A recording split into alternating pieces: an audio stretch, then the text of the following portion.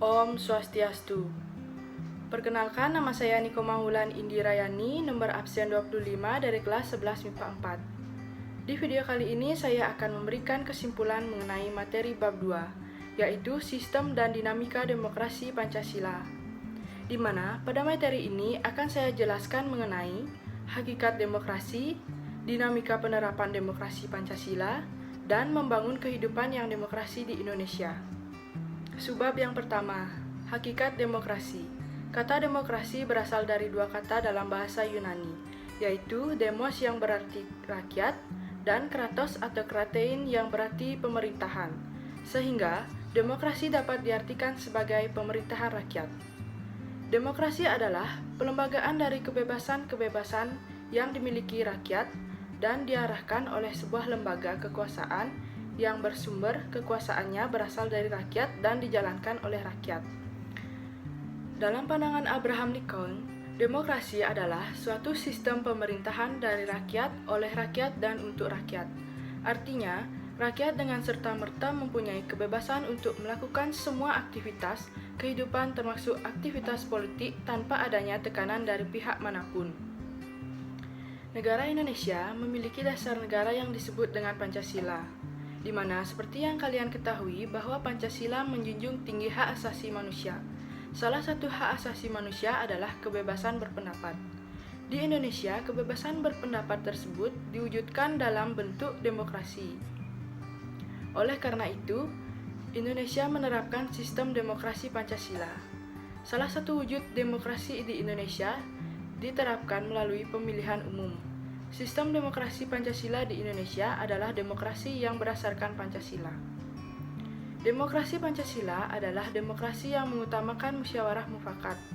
Nilai-nilai demokrasi tertuang dalam sila keempat yang berbunyikan, kerakyatan yang dipimpin oleh hikmat kebijaksanaan dalam permusyawaratan atau perwakilan.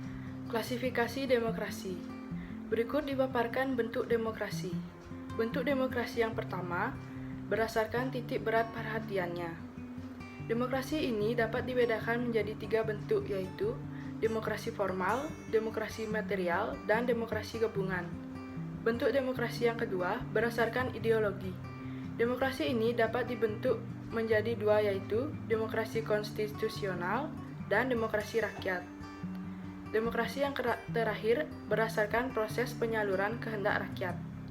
Demokrasi ini dapat dibedakan menjadi dua bentuk, yaitu demokrasi langsung dan demokrasi tidak langsung. Subbab yang kedua, dinamika penerapan demokrasi Pancasila. Prinsip demokrasi. Demokrasi sebagai sistem politik yang saat ini dianut oleh sebagian besar negara di dunia, tentu saja memiliki prinsip-prinsip yang berbeda dengan sistem yang lain. Prinsip dalam demokrasi Pancasila sedikit berlainan dengan prinsip demokrasi secara universal. Ciri atau prinsip demokrasi Pancasila. Pemerintah dijalankan berlandaskan konstitusi. Demokrasi Pancasila merupakan kompetisi bermacam ide dan cara untuk menyelesaikan masalah. Ide-ide yang paling berpegangan pada kebenaran akan diterima, bukan berlandaskan suara yang paling banyak. Nah, bagaimana dengan prinsip demokrasi di Indonesia? Prinsip demokrasi di Indonesia. Ahmad Sunansi mengutarakan 10 pilar demokrasi konstitusional Indonesia menurut Pancasila dan Undang-Undang Dasar Negara Republik Indonesia tahun 1945. 10 pilarnya yaitu: yang pertama, demokrasi yang berketuhanan yang Maha Esa. Yang kedua, demokrasi dengan kecerdasan. Yang ketiga, demokrasi yang berkedaulatan rakyat. Yang keempat, demokrasi dengan rule of law. Yang kelima, demokrasi dengan permisalahan kekuasaan negara. Yang keenam, demokrasi dengan HAM atau hak asasi manusia. Yang ketujuh, demokrasi dengan pengadilan yang merdeka. Yang kedelapan, demokrasi dengan otonomi daerah. Yang kesembilan, demokrasi dengan kemakmuran. Dan yang terakhir, demokrasi yang berkeadilan sosial. Subbab yang ketiga, membangun kehidupan yang demokrasi di Indonesia. Pentingnya kehidupan yang demokrasi. Pada hakikatnya, negara dapat disebut sebagai negara demokrasi apabila di dalam pemerintahan tersebut, rakyat memiliki persamaan di depan hukum, serta memiliki kebebasan yang bertanggung jawab. Mari kita uraikan maknanya masing-masing. Makna yang pertama, persamaan kedudukan di muka hukum.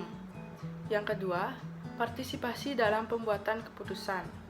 Yang ketiga, distribusi pendapatan secara adil. Dan yang keempat, kebebasan yang bertanggung jawab. Nilai-nilai demokrasi. Demokrasi tidak akan terwujud jika tidak didukung oleh masyarakat. Untuk menjalankan kehidupan demokratis, kita bisa memulainya dalam kehidupan sehari-hari, yaitu seperti membiasakan diri untuk berbuat sesuai dengan hukum yang berlaku dimanapun kita berada, membiasakan diri untuk bertindak demokratis dalam segala hal, membiasakan diri untuk menyelesaikan persoalan dengan musyawarah, membiasakan diri untuk memilih pemimpin melalui cara-cara demokratis, selalu menggunakan akal sehat dan juga hati nurani dalam musyawarah, dan selalu bertanggung jawabkan hasil keputusan musyawarah kepada Tuhan Yang Maha Esa, masyarakat, bangsa dan negara, dan juga diri sendiri.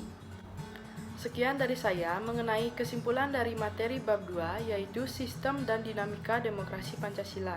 Apabila ada salah kata atau kata-kata yang kurang berkenan, saya mohon maaf. Terima kasih. Om Santi Santi Santi Om.